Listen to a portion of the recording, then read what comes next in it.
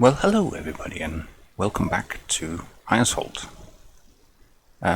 If you watched the last episodes, you might be going, what happened to all the lovely green trees? Because we were in summer. Yes. So, there's been a fairly substantial update of the game that has fixed some essential things, added a couple of new features, and that was enough, to be honest. In the previous episodes you might have seen there was some issues with getting the animals cleaned out, for example. So DataLund, the author, has been working really hard on providing updates to the game, and this new version 1.0.0.6 it is, signals a significant change. So one of the things you can see is that apparently the hedges and things now also change color with seasons. Obviously the trees are still there. Along with the fixes to the map, it was enough that I decided to basically reboot the series here in episode 5. We had made some progress, but to be honest, there's enough changes now that I would rather start over. And what we're going to do is we're going to take the opportunity also to change things a little bit up. So the first thing we're going to do today is we're basically going to swap out the machine park. There's a lot of really good starter equipment on Eiersholt when you start here on New Farmer. But I'm going to do two things. I'm going to sell the bulk of the equipment. Maybe not absolutely everything, but a good chunk of it. And yes, I am going to cheat in 3 million euros as well, because I'm going to be tackling this game on single player, and in order to make a little bit of progress with seasons, I've decided to do that. And I know it's not to everybody's taste to cheat in money, but in some ways I would rather get to a point where we can progress the series, get some animals in, things like that. So this episode is probably not going to be quite as long, but what it is going to do is it's going to show you what machinery we are going to be bringing in for this rebooted episode. But first I'm going to hop into the garage and we're going to see what we're going to sell. So here we are in the garage. Now I still really like the drop nose Massey Ferguson for the yard work, so we're going to keep that one. And yeah, I mean, it would be nice to keep everything, but I'm going to get rid of all the other tractors and the John Deere combine and the old pickup truck. The Kroger Agro liners I'm perfectly happy with. The Ninja auger wagon is okay for now. We'll keep that. We'll get rid of the John Deere header and probably the corn header as well. The Max 5 is going to go, so is the Kana Trans there. The plows are going to go. We're going to definitely shift those up so we can cover some of those fields. Now these are actually 5-meter cultivators, and we got 2 of them, so I'm quite happy to keep those, I think. We're going to get rid of the Stara sowing machine. The Lemken planter, I'm a little bit unsure whether we should. I think we're okay to keep that one for now. We're going to get rid of the Hardy Mega Sprayer. We're going to get a self-propelled sprayer. We're also going to get rid of the fertilizer spreader. We're going to get a self-propelled. I'm going to lose the weeder. We're going to rely a bit on herbicide. I am seriously thinking about whether we'll be able to afford a forage harvester, but for the time being we'll keep the 2 Pottingers. We'll need to make some bales. Technically speaking, there's probably not much need for a tedder anymore with seasons and the wind drying, but just on the off chance we'll keep that one. And the Kuhn liner is absolutely fine for now. We are going to be doing square bales, so I'm losing the New Holland roll belt, and we're going to use the Anderson DLC for bale stacking. The water trailer will do. We're going to get a truck and an animal trailer for that. We'll keep the level in case we need to push stuff around in the silage pit. front loader, and it's assorted attachments we can keep. We'll lose the trailer, header trailer for now, and the 2 weights might as well stay here on the farm. So we've gotten rid of quite a lot here, to be honest, already. So now we get to go and have a look at buying things. So I'm going to do that, and then we're going to pop down to the shop and see what tractors I'm going to buy in to begin with. I'm also going to sort out the money. So I will be back and meet you down at the shop in a little moment or two. So we made it down to the shop, and of course we're with our best friends right now. We're buying new machinery. Here we are. So yeah, we're going New Holland this time. We'll see if it's any good, but bring in 2 T7s. That's a decent horsepower range, reasonably affordable, and we can up the engine power on them if we need to. I have gone for the case self-propelled lime and fertilizer spreader again. I love that one. We had that one in the sort of pre-reboot, and then for self-propelled sprayer I've gone with New Holland here, SP 400 as well. So these two guys basically need to get started on ploughing, and our case needs to get started on spreading lime, because all of our fields are back to needing lime and needing to be ploughed, pretty much all of them. But it is still possible that we are actually going to be investing in another field. So let's have a quick look at that.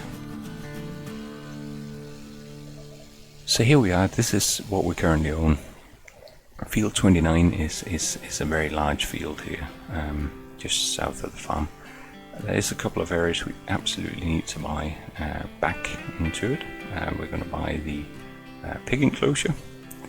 Fortunately, that is not that expensive at 42,000, and we're also going to get the cattle pasture, which is a little bit more at 83. And finally, there's a little area here which contains the workshop and the wash bay area for 6,000. So we're going to get that purchased back in again as well. So now we have basically the farmyard back, and we still have some money, but there's still lots of machinery to buy as well. I am tempted to go for field 15, but it is humongous. Let's see, what about 17? So price wise, 520, 661. We could go for field 53 instead down here, which still kind of connects up to our farmyard. I think that's what we'll go for. So we're going to get one more field, and that's field 53. That's still within pretty good reach of the farm, in case we end up doing a cereal that produces bales and anything like that on it. Excellent. So back here, these pieces of machinery are all good, but not actually the first ones we need. We need to get some lime into this farm. There's a bit up in the silo, so we can bring the case up, but we need to pick up some more lime as well, and for that we're going to be using a truck. So the parking lot is actually starting to fill up a bit here. We might as well get going and pick up some lime. It's a fair bit of a drive. I'll just get the trailer hooked up here, and then I'll show you on the map where it is that we're going.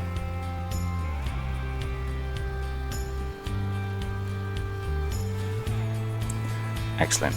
So while that's warming up, hopefully the snow is not going to start lying on the ground, and we're going to have to buy snow plows right away. But let's have a quick look at where it is that we're going. So here's the farm.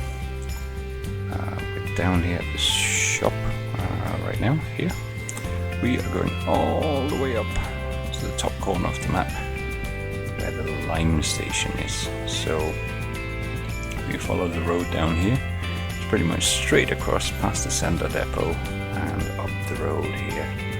So I'll get going so we can get some more lime into the silos, and after that we'll bring the case up so we can start spreading on the fields.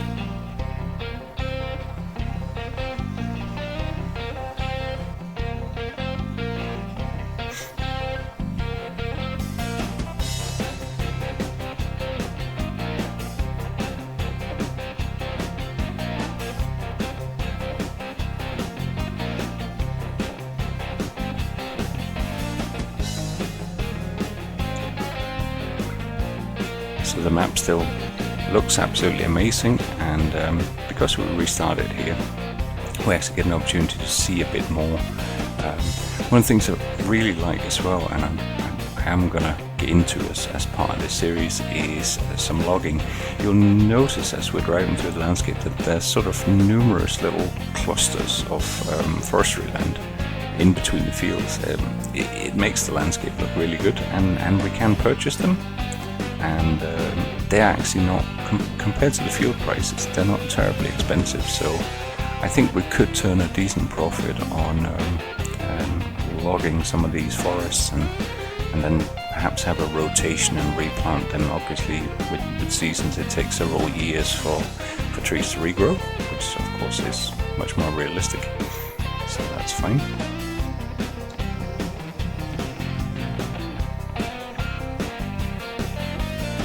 That's the biogas plant in here.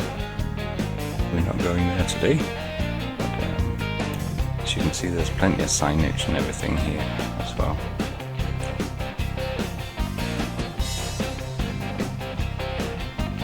Obviously ground temperature now that we're back in early spring, still running with a 9-day default season.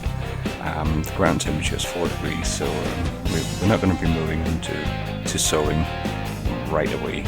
It's going to take a little while, but obviously having basically spent all or sold everything on the farm pretty much, we will all need to buy new seeders again. I just hope I can manage the financial balance now, because we also need to buy in a combine and everything like that. So ideally I'd like to buy 2 combines this time. But we have arrived at the lime station.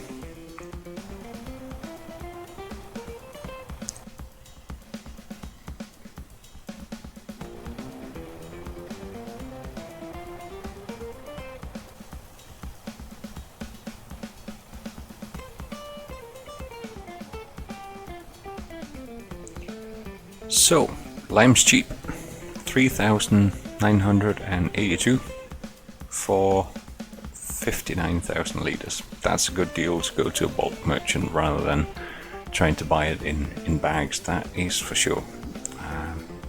So this truck is earning its keep already. Obviously it needs to hold quite a few loads of lime before we make everything back, but I better put some cover on since it is snowing. We don't want the lime to start kind of crusting over and get damaged by a downpour.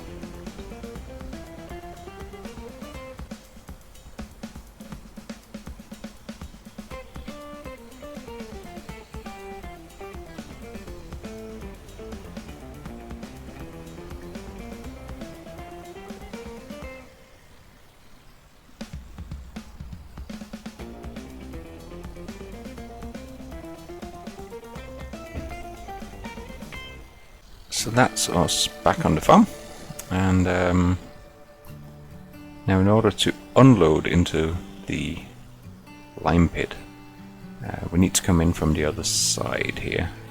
So it's a little bit of a fiddly reversing in here to get into the unload pit for the lime.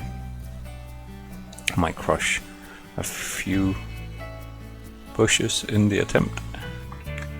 Right up to the pit. And there we go. We are unloading a substantial amount of lime.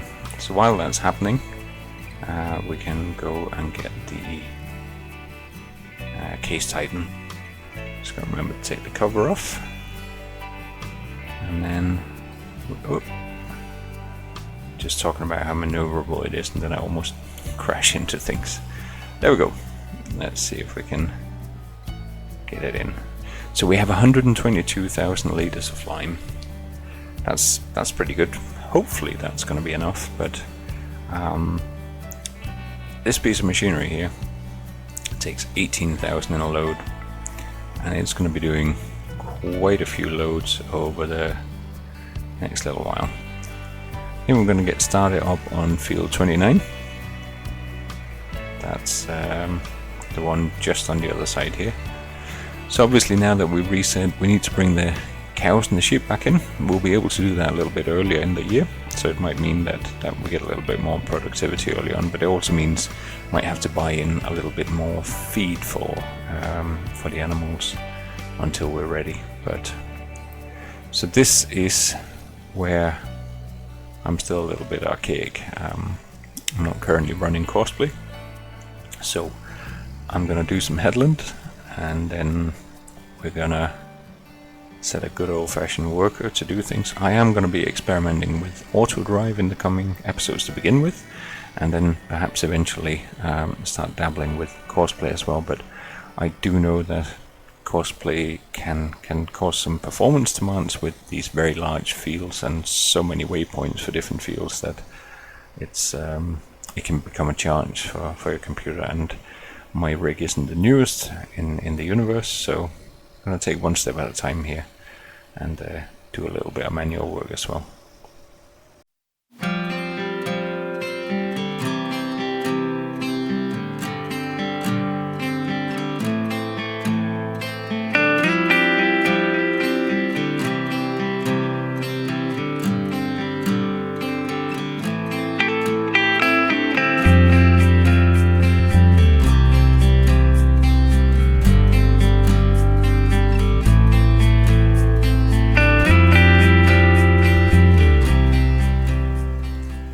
So here we are, one round of the headlands and almost 11,000 liters of lime Lade. It chews through quite a bit. It's a good indication of the size of this field. I'm simply gonna start letting a worker run kind of diagonally across this field here, roughly along the lines of the old seeding lines here. And we're going to let it run for now until it runs out. In the meantime, we'll pop back down to the shop because we need to get some plows on the go as well, so that once this starts making some headway, we can actually start plowing the field right away as well. So we're back down in the shop with the two T7s. We need to get a pair of plows for them. We already got two cultivators, so that's all good. The two blue twins here can get some new machinery. So I'm using these Rovic Leers, I think they're called. We're going to use the biggest one. That's a 5.2 meter stretch, and they require 260 horsepower. So the T7s are 280. We should manage to. And the question is whether we need to put the front weights on them as well, see how they balance out. So here's the first one. Yep, there is no folding on this one, so there's essentially only two options. We try and chance it up the road, which might be doable. I think it's not that far if we take the side road. So I'll drive the front one, and we'll see. Hopefully we'll avoid collisions on the road. Definitely put some indicators on here because it is going to be a little bit tight out here.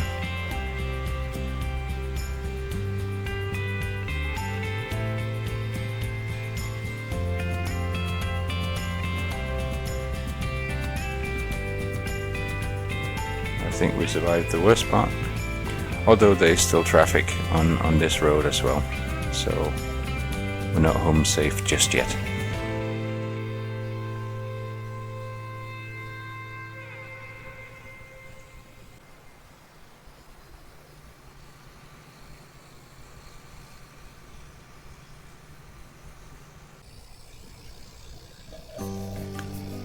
And we made a couple of strips, but we run out of lime, so we're going to do a quick dash back, and then after that we will try and see if we can get the 2 ploughs to work with Follow Me around the headland to begin with.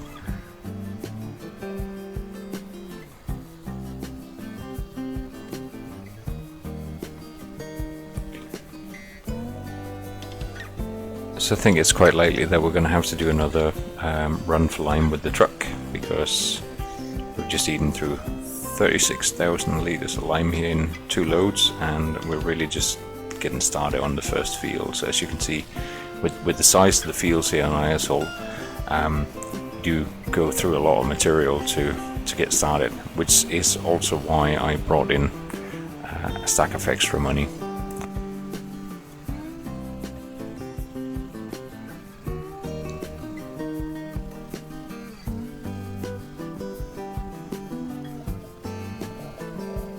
And that's ploughing restarted here on Eiersholt on a huge field, but with 2 decent ploughs to rip through it. So while ground temperatures are low, we're going to get a lot of groundwork done. To be fair, I'm going to do a fair whack at that off screen, but we will be following new machinery as it comes in on the farm here, and progress again on a brand spanking nice new version of the map, where a lot of issues has been fixed.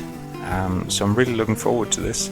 In some ways it's quite nice to start fully and properly at the beginning of the year for the series as well. Obviously back in episode 1 I basically started in mid to late spring anyway, because I'd been exploring the map. So this time round we're doing full proper start from the beginning of the year.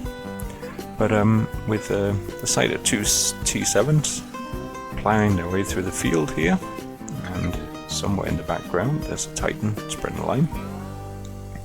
That's it for this episode. I hope you enjoy and you don't mind this little reset too much. We will catch up again fairly soon. But for now, it's thank you very much for watching, and see you again soon from Overclock Gaming.